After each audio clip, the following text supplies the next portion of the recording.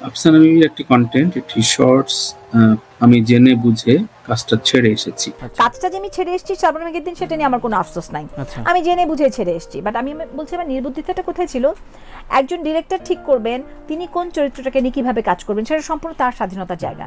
এক নবাব শিকারী সাকিব, তোমার যে যোগ্যতা, যে যে ডেডিকেশন এই ইন্ডাস্ট্রির প্রতি এত বছর, তার যে ফ্যান ফলোয়াররা আছে এরা এরা এরা এরা এরা খুব ক্রেজি, এরা এরা এরা এটুকুনই সন্তুষ্ট। আমি শাবনুরের সঙ্গে যখন অ্যাক্টিং করতে গেলাম 400 দিনের ঘর বাংলায়, আমি টের পেয়েছি আমরা কোথায় তারা কোথায়। শাবনুর অনেক বড় অভিনেত্রী, আমরা ফিল্মের অ্যাক্টর অ্যাক্ট্রেসদের খুব ছোট করি। তামিম ইকবাল খান তিনি লিখেছেন, শাকিব ভাইয়ের নেক্সট মুভিতে ডিবি চরিত্রে মাহফুজ ভাইকে দেখতে চাই। প্রথম কমেন্টটি হচ্ছে, আসলে কি মান্না ভাই চলে গেছেন? এটা শাকিল খানের। যেমন মান্না ভাই হঠাৎ করে চলে যাওয়া, এটা আসলে মানুষ মানতে পারেনি। আমি কিন্তু আমি মান্না ভাই মারা যাওয়ার পর অনেকে জিজ্ঞেস করি, আসলে কি মান্না ভাই মারা গেছে, নায়ক মান্না কি মারা গেছে, ঠিক এইভাবে করে মানুষ বলতো।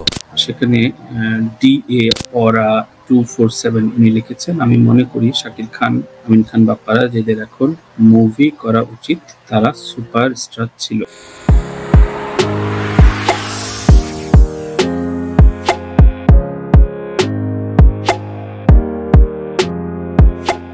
দর্শক সবাইকে শুভেচ্ছা। মূলত কমেন্টস রিপ্লাইয়ের জন্যই এই সেগমেন্টটি করা, এবং অনেক রকম ইন্টারেস্টিং কমেন্ট সবসময় পাই।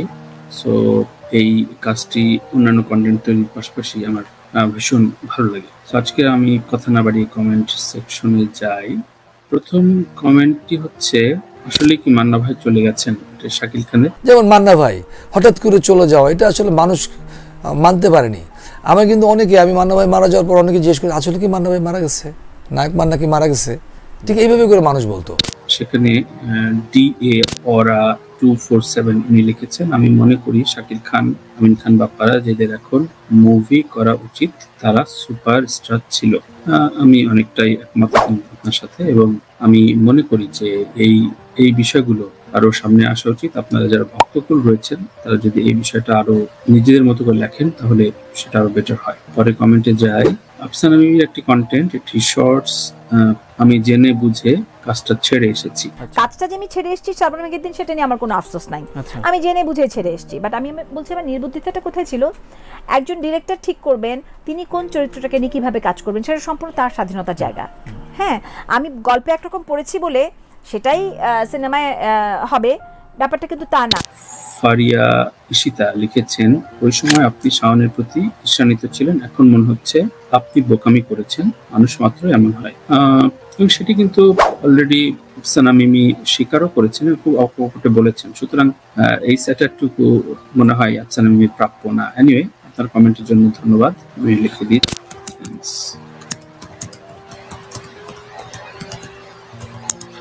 দেলোয়ার জাহান ঝন্টুর একটি ইন্টারভিউ ছিল রাত 8টায়, এবং সেখানে এমডি মনিরুজ্জামান লিখেছেন, শাবানার সাথে ভর করে আলমগীর চলতেন, অর্থাৎ শাবানা ছাড়া আলমগীর ছিলেন অচল। এটা কিন্তু খুবই তির্যক একটি মন্তব্য আমি বলবো, কারণ আলমগীরের একটা নিজস্ব অরা ছিল। হ্যাঁ, হয়ে থাকে যে একটা জুটি সবসময় কোন একটা জুটিকে ক্যারি করে এবং সেই জুটিকে দেখতে ভালো লাগে।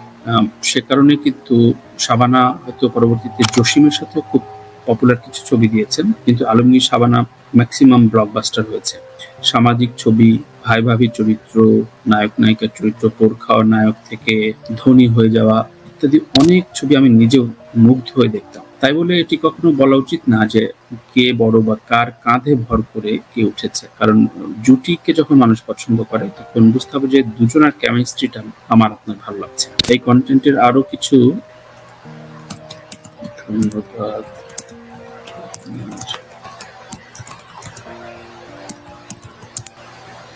আরো একটি কমেন্ট লিখেছে এমডি মনিরুজ্জামান, একই ব্যক্তি। এটা আপনার দৃষ্টিতে, অর্থাৎ তার কমেন্টকে রিপ্লাই করে লিখেছেন, আমাদের দৃষ্টিতে রাজ্জাক শাবানা জুটি বাংলা সেরা জুটি, অবুঝ মন, মধু মিলন, ঝড়ে পাখি, আবার পৃথিবীর ছবিগুলো দেখে জাজমেন্ট দেবেন প্লিজ। অর্থাৎ তিনি আবার আরো একটি রিপ্লাই দিয়েছে, তার প্রশ্নের উত্তরে বেশ মনোযোগ সহকারে দেখেছেন।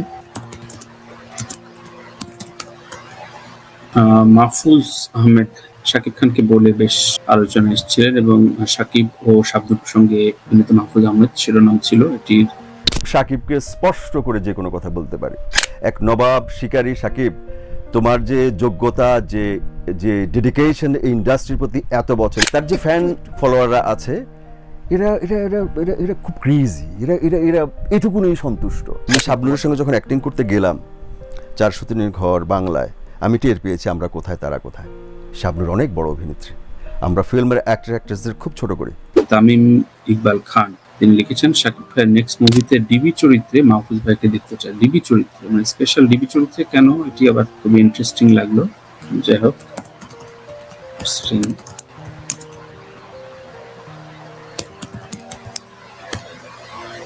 খালিদ ভাই আমার খুব প্রিয় একজন কন্টেন্টে রিপ্লাই করেছেন জাকির কর্পোরেশন 577। আমি তো ছোটবেলা থেকে গান গাই, তো আমার মনে আমি তখন থেকেই পয়সা নিই।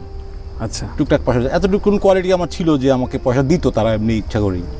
তো আমার মনে পড়ে যে আমার পাশের শহরে আমি গান করেছিলাম, ভাটিয়াপাড়া মোস্ট প্রবাবলি জায়গাটার নাম, টাকা দিয়ে মনে হয় 50 টাকা। আল্লাহ পাক জান্নাতের উচ্চ স্থান দান করুন, আমিন। খালিদ ভাই আপনার সাথে আড্ডা স্মৃতিগুলো খুব মনে পড়ে, অর্থাৎ খালিদ ভাইয়ের সাথে একটা হৃদয়তা রয়েছে বোঝা যাচ্ছে। ধন্যবাদ জাকির ভাই।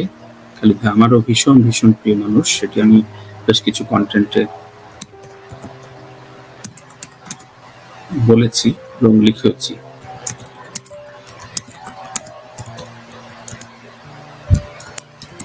all are missing খালিদ ভাই, থ্যাঙ্কস ফর দ্য রিপ্লাই।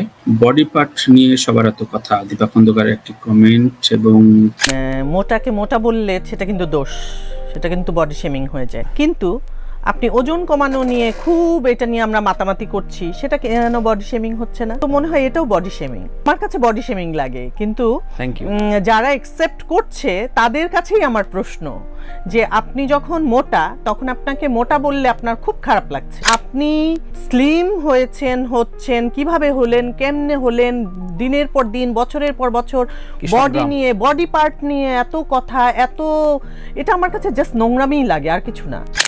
একদমই ঠিক কথা বলেছেন আপু। আমার খুব পছন্দের একজন অভিনেত্রী আফিয়া মাইশা, অর্থাৎ দীপা খন্দকারের কমেন্টকে নিয়ে বলেছেন। দীপা খন্দকার আমারও খুব প্রিয় একজন ব্যক্তিত্ব এবং খুব অনেকদিনের পুরনো বন্ধু। রাজনীতি ও মগজের পচন, সাদাসিধে কথার একটি কন্টেন্ট থেকে মুফিকা শাহ লিখেছেন, একে অপরকে দোষ দিয়ে যে নিজের একটা আনন্দ পাওয়া যায়, তা রাজনীতিবিদ, বাংলাদেশের রাজনীতিবিদদের চাইতে কেউ ভালো জানে না। এটা আমরা দীর্ঘদিন ধরে দেখে আসছি, কিন্তু এটা আর কতকাল? 50 বছরেরও বেশি সময় দেশের বয়স হয়ে গেল।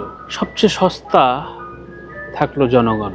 যে প্রতিটা কথা মন দিয়ে শুনলাম। সত্যি আমরা বড় অভাগা, রাজা আসে রাজা যায়, আর আমরা যা ছিলাম তাই আছি, নতুবা মূল্যবোধের অবক্ষয় বেড়ে গেছে, এর কোনো সমাধান নাই। অনেক পরিশ্রম করে আজকে টপিকটা তৈরি করেছেন, কিন্তু তথাকথিত সুশীল সমাজের কানে কি পৌঁছাবে? ধন্যবাদ আপনার রিপ্লাইয়ের জন্য। দেখুন, আমরা সবসময় বলে থাকি যে এই কথা কি আদৌ তাদের কাছে কানে পৌঁছাবে কিনা, কিন্তু বিবেকের দায় থেকে যখন আমরা চুপ থাকি সেটাও কিন্তু অন্যায় বলে মনে করি।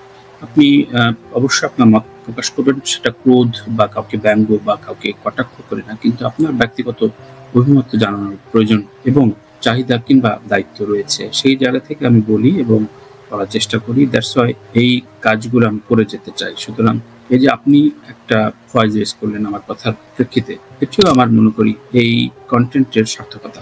আফসানুরের আরো একটি কন্টেন্ট অনেকে ভাবতে পারে আমি বোধহয় শামকে জেলাস করছি। আমি গল্পে একরকম পড়েছি বলে সেটাই সিনেমায় হবে, ব্যাপারটা কিন্তু তা না। কারণ আমার এই কথা শুনে কারো মনে হতে পারে তাহলে বোধহয় আমি শাওনের ব্যাপারে জেলাস, একদমই তা না। হ্যাঁ, কালকে যখন দেখা হয়েছে ওকে তো খুব শক্ত করে বুকের মধ্যে জড়িয়ে ধরতে পেরেছি। এটি বেশ অনেকেরই আসলে অন্যভাবে বিষয়টি ব্যাখ্যা দিয়েছেন। নাজিয়া জেরিন খেয়া লিখেছেন, ডক্টর শাহানা ক্যারেক্টারটা আমার বেশি ফেভারিট ছিল, and that character inspired me to be like doctor Shahana, you miss that girl. খুবই দারুণ একটা কমেন্ট, এবং এই এসব কমেন্টগুলো আসলে খুবই ইন্সপায়ার করে শিল্পীদের, কারণ অধিকাংশ কমেন্টই শিল্পীরা পড়েন এবং আমি জানানোর চেষ্টা করি। ধন্যবাদ আপনার মতামতের জন্য। রিনা খান আমার রাতারটার সাথে এসেছিলেন, ববিতা জাফরি বলে প্রেম নিয়ে তিনি খুব অকপটে বলেছিলেন এবং প্রত্যক্ষদর্শী রিনা খান এত বছর পর বললেন, এটা নিয়ে একটা কন্টেন্ট করেছিলাম। আমার বেগম লিখেছেন, রিনা খানকে আমি অনেক ভালোবাসি, উনি অনেক ভালো মনের মানুষ, আমার যে 7:37 আচ্ছা সময়টা দিয়েছেন। এমএ পরীক্ষা শুরু হয় তখন ওনার বাসার সাথে আমি থাকতাম, অর্থাৎ তার খুব নেবারহুড, প্রতিবেশী। ধন্যবাদ এই স্মৃতিচারণ করার জন্য এবং আমার একটি কন্টেন্টে আপনার সেটি মনে পড়ার জন্য আমার নিজেরও ভালো লাগছে। Thank you. রাজ্জাক ফারুক আলমগীর ভাই ফিল্ম থেকে শুধু নিয়ে গেছেন, কিছুই দিয়ে যাননি, এটি বলেছিলেন মূলত সাদেক বাচ্চু। আমি মানলাম রাজ্জাক ভাই তো ফিল্ম ইন্ডাস্ট্রির জন্য কোনো কিছুই তো করে রেখে যাননি। রাজ্জাক ভাইয়ের একটা স্টুডিও নাই, রাজ্জাক ভাইয়ের একটা রেকর্ডিং স্টুডিও নাই, রাজ্জাক ভাইয়ের একটা রাজলক্ষ্মী আছে, কাঞ্চন সাহেব আমি জীবিত আছেন, তারপরে আমি বলতে পারি আলমগীর সাহেব, ইভেন ফারুক ভাই। আমার খুব প্রিয় মানুষ বাচ্চু ভাই চলে গেছেন, তার মাগফিরাত কামনা করি। রাহাত ফোন P6F আইডির নাম এবং লিখছেন বাচ্চু ভাই ভালো অভিনেতা, তবে মন্তব্যের সাথে আমি একমত নই। ওনাদের সময় কতগুলো হল ছিল আর এখন কতটা। অবশ্যই এটি খুবই যৌক্তিক প্রশ্ন আপনার এবং এটা নিয়ে আসলে তাকে ধরা যায়, কিন্তু উনি কিন্তু কয়েকটা প্রজন্মের অভিনেতা।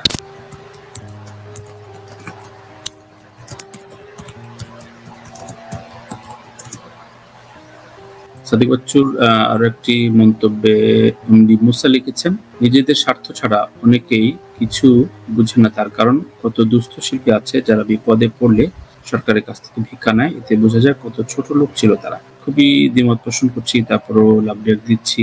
তারপর আমি বলি,